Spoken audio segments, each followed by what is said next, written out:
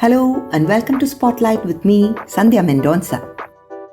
Arundhati Raja is the co-founder of the Jagriti Theatre in Bengaluru.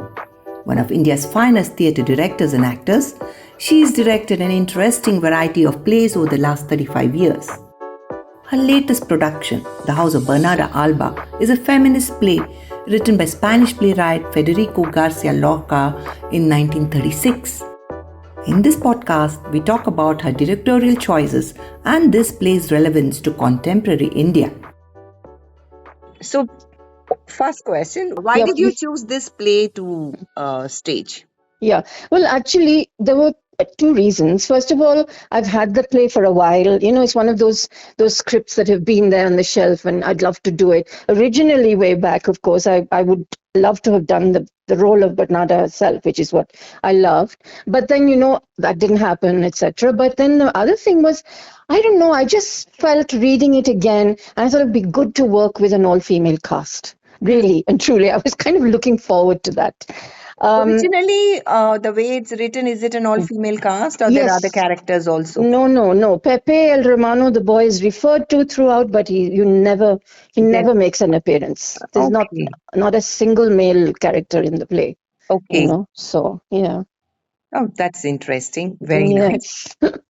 And actually, a couple of others, you know, there was a National Theatre production, which, if you look at it, I mean, they had this huge set and everything, and they had all the rooms there. And I kind of felt it overshadowed the actors themselves. But they also had Pepe coming in, you know, and sort of being there, and you actually see a male presence. My thing was very definite. The only references to something from the outside would be references to Pepe, and even this whole business of the horse sounds. You know, all these are kind of things which are these outside sounds, the male singers, but they're all outside. And if you bring the male into it, physically, then I just, you know, I feel the point of what he was trying to say has gone, you know, in that sense. Yeah.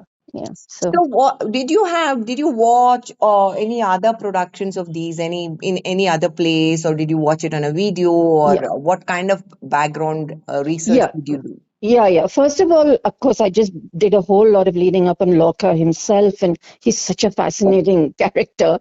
And I've read his other plays, you know, the other two. There's Yerma and Blood Wedding, which is the more popular play, actually, as well. So I just loved his work. I read up more about his work and him. And then I tried to find out as much information. I watched Govind Nihalani's movie, which was in Urdu. And I didn't understand enough, but he's done it. I can't remember the name of the film, you know. And he set it in obviously in rural India, you know, because it's possible to do it. Like Lorca was setting it in a rural Spain, you know. But so that worked. But and then I watched the National Theatre production. I didn't watch the whole thing, I have to say. I kind of, you know, skipped things. So I watched that. And then there is a little short bit which I didn't watch altogether, which was an Australian production.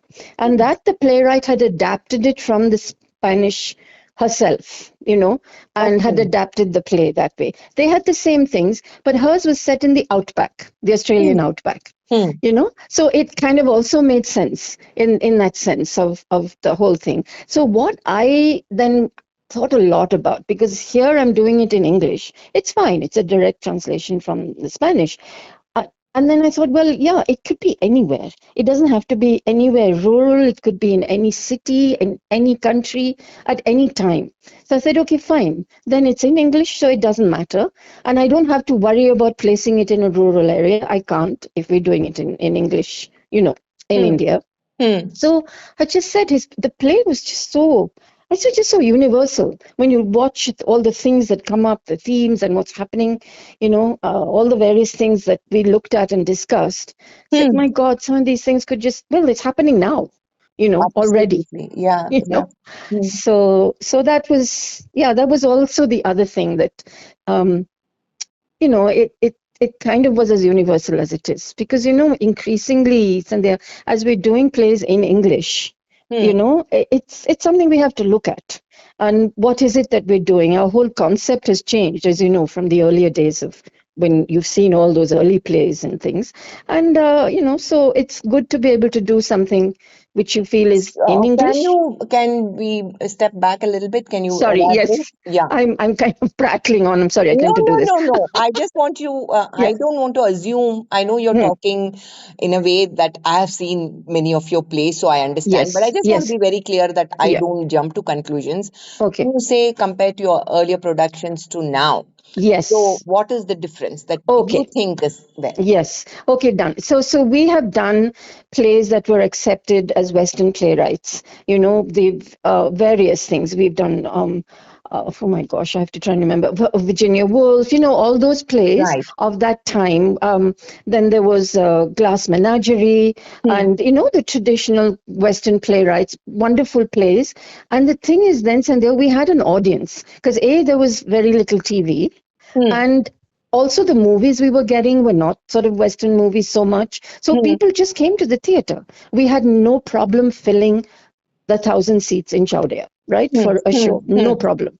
So those plays, then we found... Talking about the 70s and the 80s. I'm talking about the 70s and 80s when we started with the Deccan World Theatre Festival, and we started our own theatre company, Artist Repertory Theatre, in 1982 with a production of... The first play of yours I saw was Virginia Woolf. That was in 84, actually. Yeah. Okay. Because before that, we were in, we were with BLT earlier. 82, we started ART, Artist Repertory Theatre, and with One Flew Over the Cuckoo's Nest. That was the first one that we did. It was the first play in Chowdhury, actually, back then. Wow. Yes. So that time there was an audience and there was this openness and people received these plays the way they were supposed to be done. Yes, totally. And people were not traveling as much, right? So they were happy to see Indian actors doing these Western plays, right? Then, of course, everything changed where people were able to travel more. And also, we ourselves as performers were beginning to think now, okay, what's going on here? We're speaking English, yes, and we keep doing these plays which are not Indian, but because it's in English, And that's, of course, Mahesh had started writing later, and then Gautam, our son, Gautam started writing. So we've got the beginning of people beginning to write in English, but for the urban Indian audience. They worked, and so that was the next change.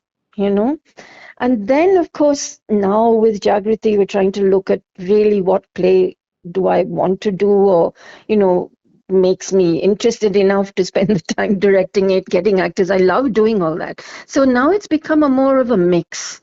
And in the last few years, I have been doing English translations of, like I did Charandas English translation. This was a Seagull translation. And then, of course, I've done 2 of Girish's plays. And 3, actually, Tipu, Yayati, and Bali. And those worked. And then I should just say, I don't know if I'm going off the thing. I mean, I had a discussion with Girish way back when we were doing Yayati. I said, look, this is all, everybody's speaking English, and then you have a king, the Kshatriya, and you have the Brahmin, and you have this. He said, look, just what is the story? You like the storyline, the plot, the drama of it. And who knows what anybody spoke then? I was just saying, because one would have spoken Sanskrit, the other would not, all this business. He said, you're getting into an area which, he was very good that way, to have a discussion. Say, look, are you worried about the language bit, or do you like the play? Do you want to, you like the premise of the story of not so much of Yayati, the play, finally, it's more about the women around him as well. And so I said, yeah, that's ridiculous. Okay. And go with it. And so I have. So this was like a first play going back to a Western playwright, but somehow it just fit into what was happening around us in India, urban India at least. Absolutely. Yeah. So which are the themes, there were so many threads which I felt, but which are the ones that resonated strongly with you because each character experiences something? Yeah, actually for me, it was mainly when I thought about it, I sat down and thought, what is this? What is this thing that is common to all of them? Okay, they may be wanting Pepe El Romano, but that is just, can you say, the result of them not being able to go out and about and blah, blah, blah. But the main thing is, to me, it was a loss of freedom. Okay? It is just the loss of freedom. They had no choice to do anything. They had no choice to do things in the house, and certainly had no choice to go out and do anything. And so it was this business of, not even, having to wear the mantilla, and having to wear the shawl at certain times, 8 years of having to wear black. And, all these things are manifestations of basically what was a loss of their freedom. And what I felt really strongly and came out more was, we talk about how women repeat things when they make their daughters also have to get married, have to do this, have to do that, Exactly. Yeah. right? Yeah. But when I looked at it and I thought, right, Bernarda has done this grandmother, her mother has also passed this down. But if they in that situation, if she didn't look after her daughters, I was thinking, why is she so this thing about her daughters? Because she was very tight with them even before this 8 years of mourning. And basically it's this, a woman going out alone is not possible. And she was, that's what she says a couple of times, even to Poncia, the housekeeper. She said, what do you want? You want us to just be sent off to the whorehouse? Because that's what would happen to women if they were not looked after, if they were not married into a family. Single woman wandering about into the whorehouse. That was what was happening, or they would be taken, by some men and just left somewhere. And so she has protected them by putting her own restrictions onto these daughters again. But of course they're a different generation, So that was mainly that we do repeat these things, but why? And then secondly, if you just got personal freedom to that extent, it's going to have its repercussions, So when we jump into contemporary India, Yes. and let's say our society now, with how do you correlate these things? And while directing the younger actors, especially the one who play the daughters and the maid, what examples did you give for them to identify with? Oh, well, we sat down, we sat down with the script and said, right, let's look at this, do the script analysis. Let's look at the characters. What do you think? I didn't need to give them anything. The discussions, it came from them. It just came directly from them. Here, we've got, even if though them personally, they're not necessarily from families who keep saying it's time you got married, but they all had, their own friends. Their own generation who were going through, parents saying, no, look, it's time we looked for a boy for you. All these stories came up. They themselves as actors were not so restricted. They come from parents who allow them to, to act and to be more free. But they had friends who were not. So immediately, I didn't even need to ask anything. They just came out. We created such a lot of discussion in, those early rehearsals, and it all came from them, Okay. So, Do you want to think about and pick on any one or two specific well, points? I think it was, actually it was basically this business of being asked about when are you going to get married, and they're also parents being asked about why isn't your daughter married yet, what are you doing, looking for. So it wasn't just that they were being asked, parents were also being asked, because their parents happened to be freer with it. They didn't have that. It was basically that. Then also the fact of this whole business of dress, like how we dress is considered, we should be aware of what the men or the male thinks, and we shouldn't be dressing for that. We should be dressing for ourselves. And people should not, all these questions that we've had, these discussions, where they said, we don't want to be restricted. And they are, okay? They are restricted in the sense that they can't go out without the shawl. And it may seem like not a big deal, but then in the play, he has this Adela, who's the rebel, as it were, coming on in this green dress that was made for her when they were going to go out. So immediately there was another representation of another thing of this sort of lack of freedom that we as women perhaps have, to dress, to go out, to do what we want, So, See, yeah, that's exactly, yes, it just illustrates beautifully why it was so current. yes, Okay. And of yes, course, this whole thing I found must have been very difficult for, Munira to mm, yeah, absorb this.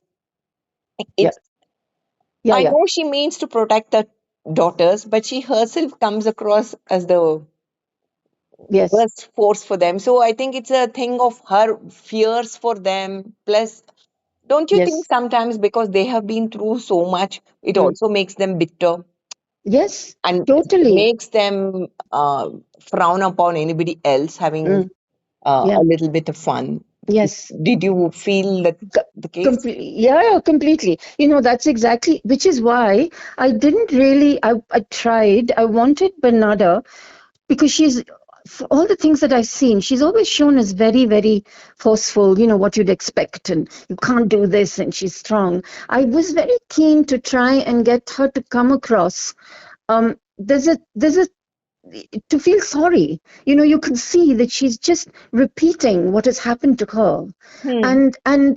and yet, she doesn't want to lose the control, because she doesn't know what's going to happen, because now she doesn't even have a man. you Hmm. know Hmm. she doesn't even have a man. And the thing is, there's that other thing about how she's really, handling the horses Hmm. herself, and she sort of says, oh, I have to work like a man, but she's really enjoying it, and she's very good at it. We discussed this because Hmm. it said, obviously, when your husband was there, you were not allowed to do anything, and Hmm. obviously you can run the horses and grow them, etc., much better than he could. Hmm. Hmm. And so that is another thing where you see, I said, so we've got all these things. You can see these are things that I feel show us the softer side of what is happening to her, how she's trying to keep Hmm. control. And Hmm. there are these things where, no, what do you want? If you, Pansia said, take them to go to the next village. And she said, to do what? Sell Hmm. them. Hmm. What am I going to do? If I'm moving to another place. So there's this constant thing in her of her worry for the daughters, which Hmm. makes her seem to be this tyrant. Or Hmm. she is a tyrant, She's a tyrant, but she is a yeah, tyrant. there were reasons why she's a tyrant, Yeah, and most likely. we worked a lot with, I mean, I wanted that ending because it can be done that she's saying silence, silence, all this, and really shouting. So we really worked that we work towards the ending where I did want her to seem as if she's breaking. She Hmm. doesn't know now what to do, because more than anything, she's got a daughter who was pregnant, who Hmm. should not have been, right? I don't know if Hmm. that came out. Some people said they didn't realize that. I'm not sure, but that she's killed herself, which is why she keeps repeating. The daughter of Bernarda Alba has died a virgin. She kept repeating that line. Yeah, she Because, wants to. It's like a denial. total She, denial. yeah, Yeah. I mean, I felt that it's like this. She doesn't want to admit. She knows deep inside what has Yes. happened, but Yes. if she keeps repeating it, then it's not true. Exactly. Exactly. Then And then, the yeah. worst has not happened. Yes, and I then the felt so. outsiders, the social other people cannot say why.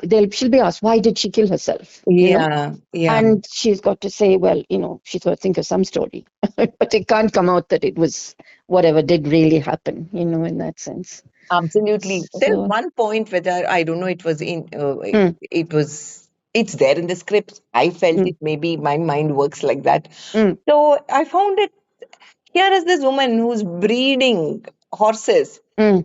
and she knows which horse has to service which mare, but she Yes. won't allow the same for her daughters.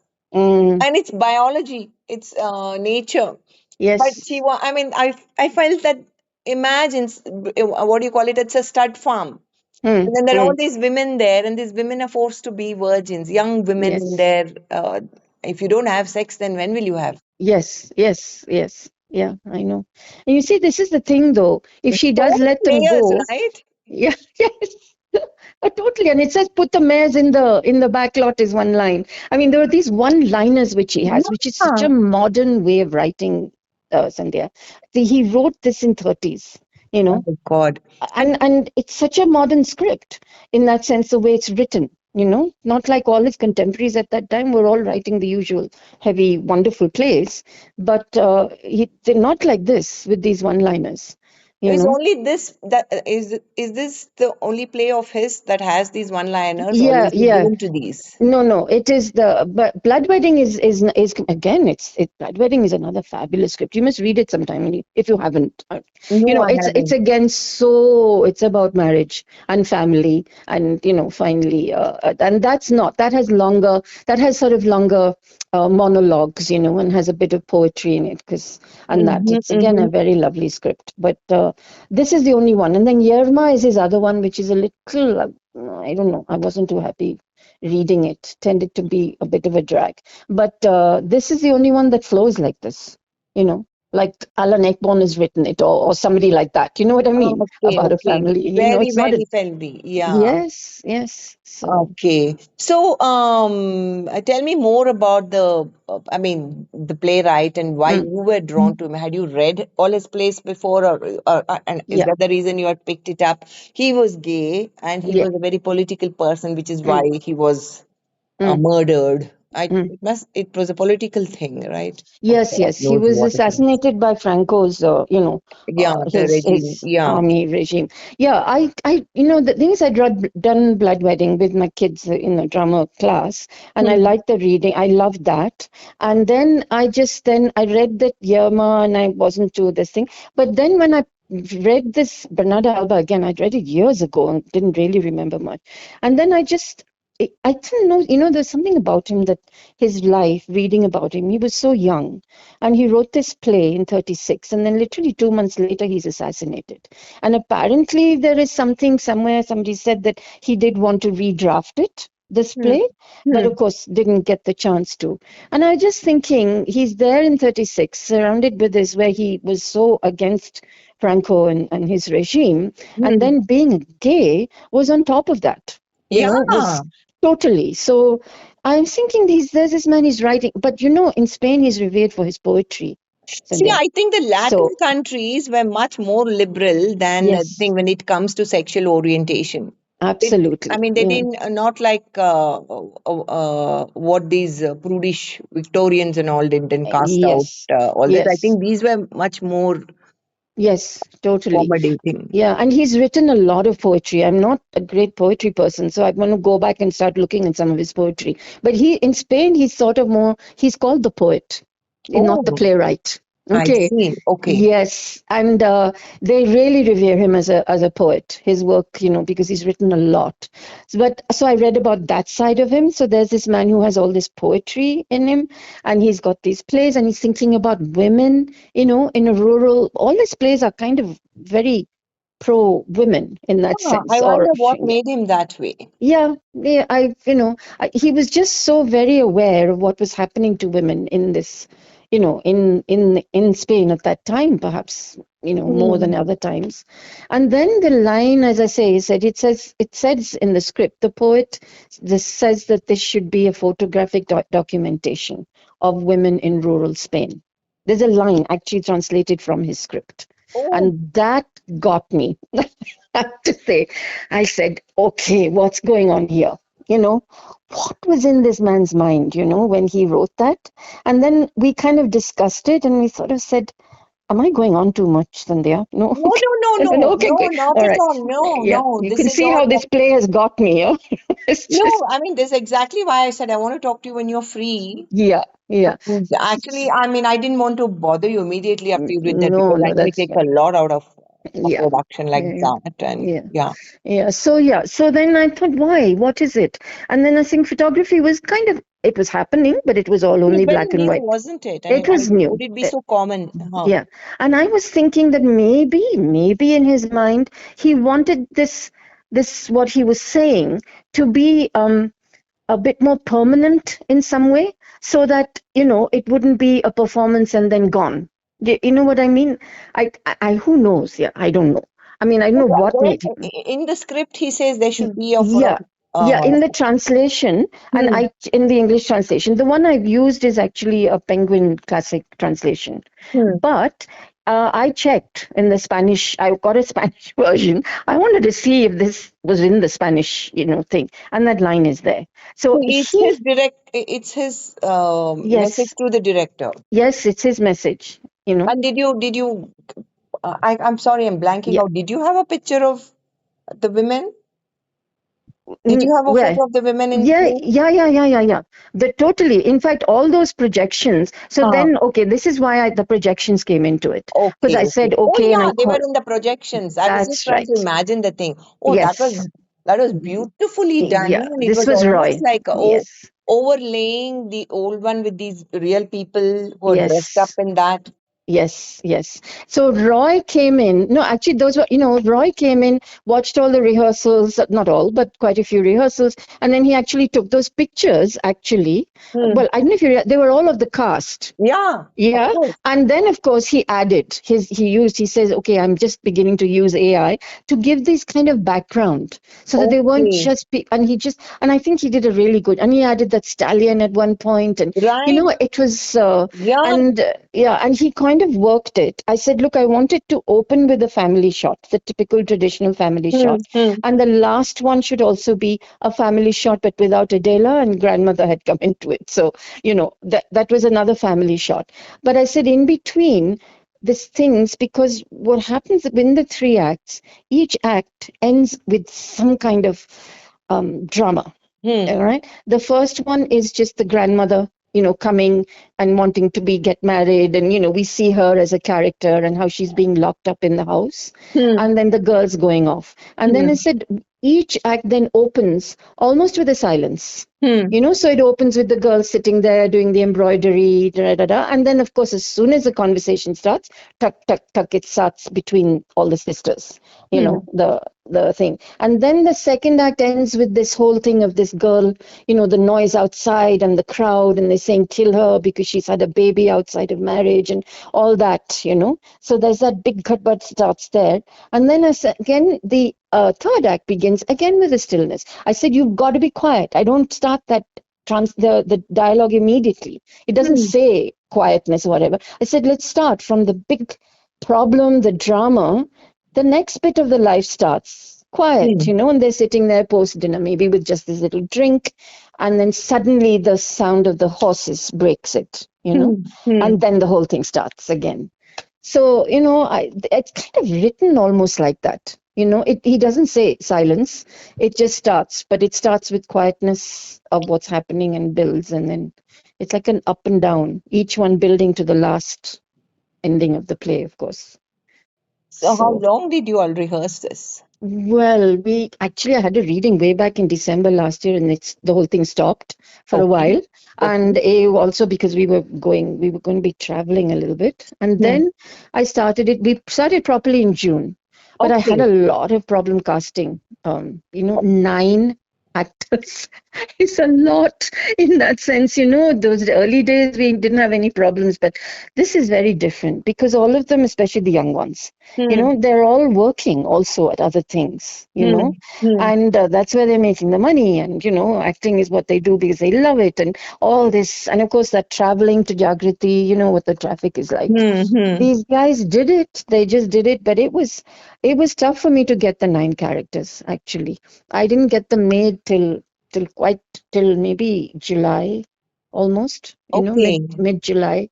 And I mean, so you did have 2 very veteran actors, and then you had this, most of the younger lot, were they new or had they acted in earlier performances? Yeah, they had acted in both, 2 of them, that is Samragni and Yamuna. They have both been doing quite a bit of acting and directing. Samragni also directs, And the others have also taken part. Priyanka, who played the eldest daughter, Angustias, she is a dancer and runs her own, she's a Bharatanatyam dancer and runs her own Bharatanatyam school, etc. and, performs. So they've all been performers. And Kelly, the other one, has been, they've all taken part in productions of some kind or the other, over the last few years. And Mayura, of course, she's the one who played Poncia.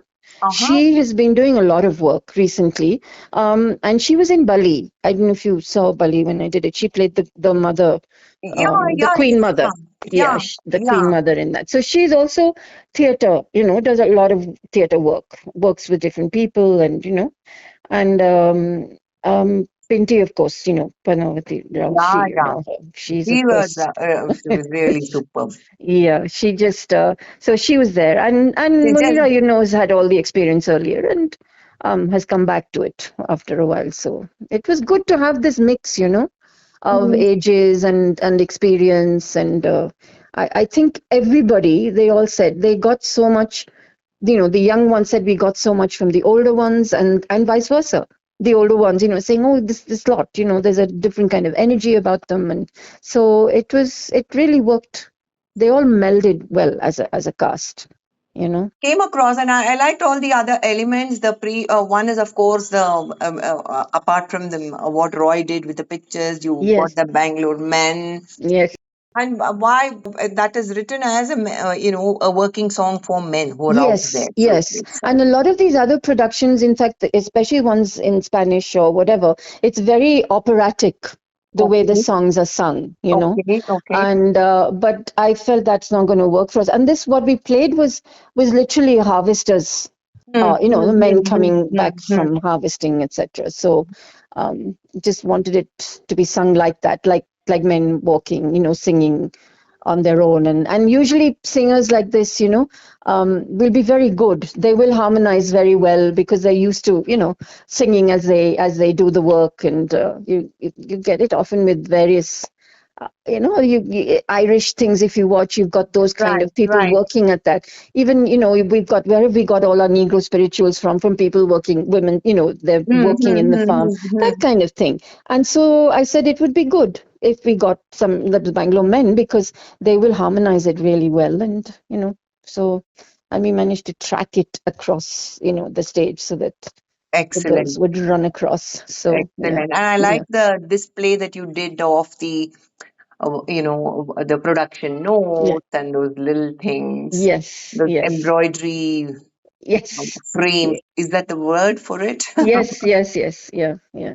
Yeah, that's Priya's. She sort of picked out all the stuff that kind of, were parts of the play in terms of props and making a play. So coming to the audience, how did you feel it was received? Well, the thing is, of course, you tend to hear only the positive side, right, in that sense. But I forget what people may have said outside, but I generally got, how you can get a feeling of whether the audience is with you or not. And I just felt everybody was totally, there was no movement in the audience. There was, everybody was kind of with us all the way. And whether they liked it or were disturbed by it, those are things which are fine. That's what audience can take away from a play with. But if we've got them, got everybody in the theatre at that time while the play is happening live there, if we've got everybody just totally watching, listening, then we've got what we were wanting to achieve. And then after that, what people take away from it, whether it's positive, whether they thought this was not, a good representation of what was happening, that's okay, because I think that's what it's about, right? To set up discussion and conversations outside. So I did feel that it was good to have various evening audience, and we kind of had variety. I have to say the Sunday, when were you there? I can't remember. Saturday matinee. Saturday afternoon. Yeah. Afternoon, yeah.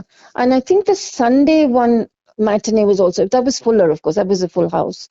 So I just got very positive feeling from audience members throughout the play. Even when the projections were on, it was not that somebody started. In fact, nobody put on, at least I didn't notice. They didn't even, normally when something goes to blackout, the phones will start. You'll see these lights all over. But we didn't have any of that either. So I felt that was a very positive. So, you I know, mean, I saw a response. lot of young people. Mm, Did mm. you expect so many young people? Yes, I'm glad you mentioned that because we didn't. I didn't know because we have not had enough young people. We get young people coming, we have the younger crowd who come and do, and they do some of the Hindi plays, and they actually, because they all work in tech companies, and their friends, family come and they fill the audience, right? And so Right. there are young people there. But for actual theater like this, Hmm. it was so, I was so happy to see so many young people, Hmm. and I was telling Jagu was also saying the same thing. I said, you know what I think it is?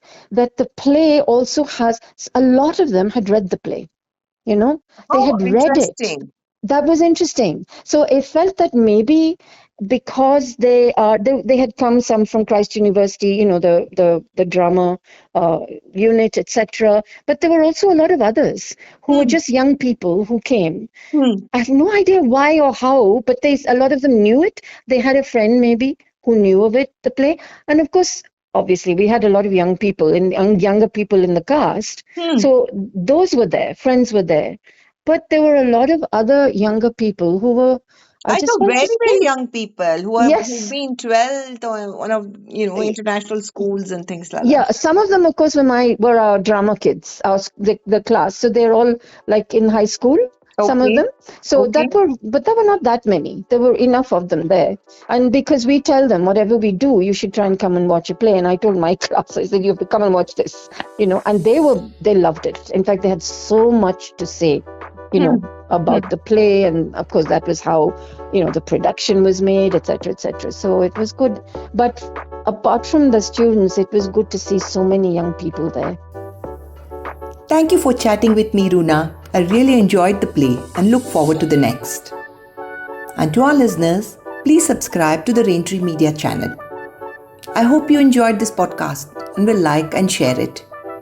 You can read more about the play in my column, The Female Gaze, in the Sunday Guardian. The link is in the description. Until next time, take care and bye-bye.